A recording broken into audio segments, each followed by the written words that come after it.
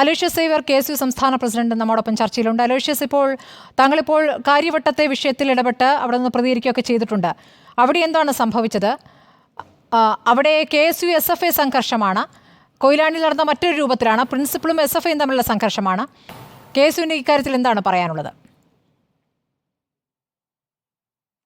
ശ്രീമതി സ്മൃതി, ഈ വിഷയവുമായിട്ട് ബന്ധപ്പെട്ട് SFI നിരന്തരം പറഞ്ഞുകൊണ്ടിരിക്കുന്ന കാര്യങ്ങൾ, ഇവിടെ SFI പ്രതിരോധത്തിലാകുന്ന ഘട്ടങ്ങളിൽ അതിനെ ന്യായീകരിക്കാൻ വേണ്ടി കേസുകളെ വളച്ചൊടിക്കുക അല്ലെങ്കിൽ അതിനെ വക്രീകരിക്കുക എന്നത് നിരന്തരം നമ്മൾ കണ്ടുകൊണ്ടിരിക്കുന്നതാണ്. ഇപ്പോൾ കൊയിലാണ്ടി വിഷയം എടുത്താൽ തന്നെയും അവിടെ SFI ചെയ്ത തെറ്റുകളെ ഇതുവരെ അവർ തള്ളിപ്പറയാൻ, അവരുടെ വിദ്യാർത്ഥികൾ ചെയ്ത തെറ്റുകളെ അവർ തള്ളിപ്പറയാൻ ഇതുവരെ തയ്യാറായിട്ടില്ല. ഇതിൽ നമുക്ക് മനസ്സിലാക്കേണ്ട കാര്യം, കേരള പോലീസിൻ്റെ അധിക ചുമതല കൂടി SFI ഏറ്റെടുത്തിരിക്കുകയാണ്. ഇവിടെ ചാനലിൽ വരുന്ന SFIയുടെ പ്രതിനിധികളെല്ലാം പറയുന്നത് പ്രിൻസിപ്പൽ ഞങ്ങളെ കയ്യേറ്റം ചെയ്തു, അതുകൊണ്ട് ഞങ്ങൾ തിരിച്ച് പ്രിൻസിപ്പലിനെ കൈകാര്യം ചെയ്തു എന്ന് പറയുമ്പോൾ അത് ചെന്നെത്തുന്നത് ഇവിടുത്തെ ആഭ്യന്തര വകുപ്പിൻ്റെ പരാജയമാണ്. ഇവിടെ കേരളത്തിൽ ഭരണം നടത്തുന്നത് പിണറായി വിജയൻ്റെ സർക്കാരാണ്. കഴിഞ്ഞ 8 വർഷക്കാലമായിട്ട് ഇവിടെ ആഭ്യന്തരം ഭരിക്കുന്നത് പിണറായി വിജയനാണ്. അപ്പോൾ ഈ തങ്ങളുടെ വിദ്യാർത്ഥികളെ ഒരു പ്രിൻസിപ്പൽ മർദ്ദിച്ചു എന്ന് പറയപ്പെടുമ്പോൾ, അതിൻ്റെ ശരി തെറ്റുകളെ പറ്റി എനിക്കറിയത്തില്ല, പറയുമ്പോൾ ഇവിടുത്തെ നിയമവ്യവസ്ഥയിൽ വിശ്വാസമില്ല, അതുകൊണ്ട് ഞങ്ങൾ അവരെ തിരിച്ച് കയ്യേറ്റം ചെയ്യുന്നു എന്നതാണ് ഇവിടെ കൊയിലാണ്ടിയിൽ സംഭവിച്ചെങ്കിൽ കാര്യവട്ടത്തെ വിഷയം വരിക. കാര്യവട്ടത്തെ വിഷയത്തിലും ഇതിൽ സമാനമായിട്ടുള്ള രീതിയിൽ വലിയ മനുഷ്യാവകാശ ലംഘനങ്ങൾ ഞാൻ കഴിഞ്ഞ കുറേയേറെ ചാനൽ ചർച്ചകളിലും മാധ്യമങ്ങളെ കാണുമ്പോഴും നിരന്തരം പറയുന്ന ഒരു കാര്യമാണ്. കേരളത്തിലെ ക്യാമ്പസുകളിൽ SFIയുടെ ഒരു അപ്രഖ്യാപിത ഇടിമുറികൾ പ്രവർത്തിക്കുന്നുണ്ട്. അവിടെ മറ്റ് ഇതര സംഘടനകളിൽ പ്രവർത്തിക്കുന്ന ആളുകളെ കൈകാര്യം ചെയ്യാൻ അവരെ ശാരീരികമായി അവരെ പീഡിപ്പിക്കുന്നതിന് വേണ്ടിയിട്ട് ഇടിമുറികൾ പ്രവർത്തിക്കുന്നുണ്ട്. അത് നിയന്ത്രിക്കുന്നത് അവിടുത്തെ പ്രാദേശികമായിട്ടുള്ള SFIയുടെ നേതൃത്വമാണ്. അല്ലെങ്കിൽ വർഷങ്ങളായിട്ട് ക്യാമ്പസിൽ നിന്ന് പഠിച്ചിറങ്ങിയ ഇടിമുറി ശ്രീമതി സ്മൃതി, ഇടിമുറി എന്ന് പറയുന്ന ഒരു ബോർഡ് വെച്ചുകൊണ്ടല്ല ഒരു ക്യാമ്പസുകളിലും ഇടിമുറികൾ പ്രവർത്തിക്കുന്നത്. ഇവിടെ കാര്യവട്ടം ക്യാമ്പസിൽ ഇടിമുറി എന്ന് പറയുന്ന ഇത് 121 നമ്പർ റൂമിലേക്കാണ് ഈ പറയുന്ന ഞങ്ങളുടെ ജില്ലാ സെക്രട്ടറി ആയിരുന്ന സാൻജോസിനെ വിളിച്ചു കൊണ്ടുവന്നിട്ട് അതിക്രൂരമായിട്ട് മർദ്ദിച്ച് 1 മണിക്കൂറോളം അവിടെ മർദ്ദിച്ചതിന് ശേഷം ഞങ്ങൾ ഇവിടെ ടൗണിൽ നിന്ന് KSUവിൻ്റെ ജില്ലാ പ്രസിഡന്റ് ഉൾപ്പെടെയുള്ള ആളുകൾ ഞങ്ങൾ അവിടെ കടന്നു ചെന്ന് അവിടെ പോലീസിനെ ഉപയോഗിച്ച് ആ ക്യാമ്പസിൽ നിന്ന് ആ വിദ്യാർത്ഥിയെ രക്ഷപ്പെടുത്തിക്കൊണ്ട് വരുന്നു.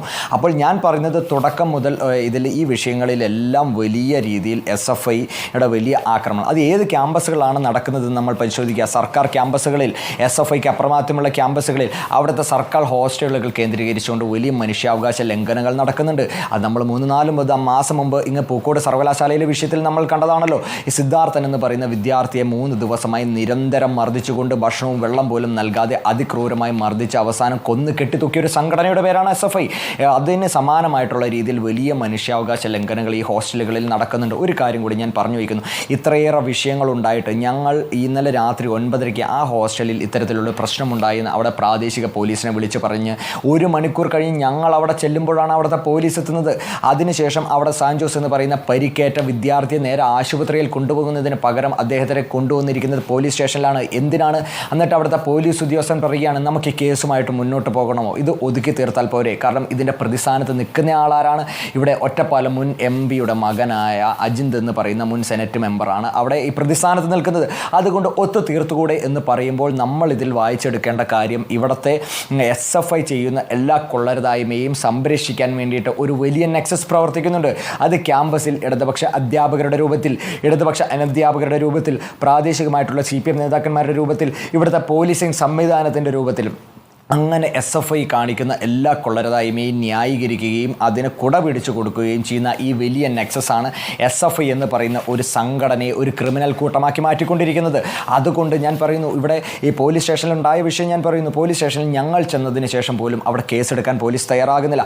അതിനുശേഷം ഇവിടുത്തെ പ്രാദേശികമായിട്ടുള്ള MLAമാർ ശ്രീ ചാണ്ടിയമ്മൻ MLAയും ശ്രീ M വിൻസെൻ്റ് MLA ഉൾപ്പെടെയുള്ള ആളുകൾ വരുന്നു.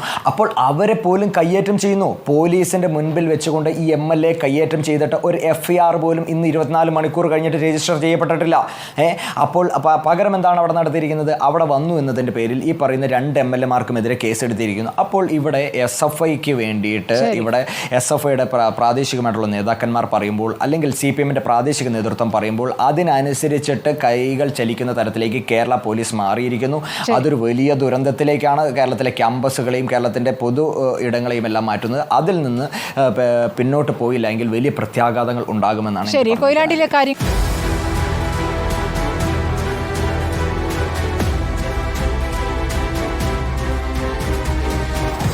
Debate with Smriti Parittikad.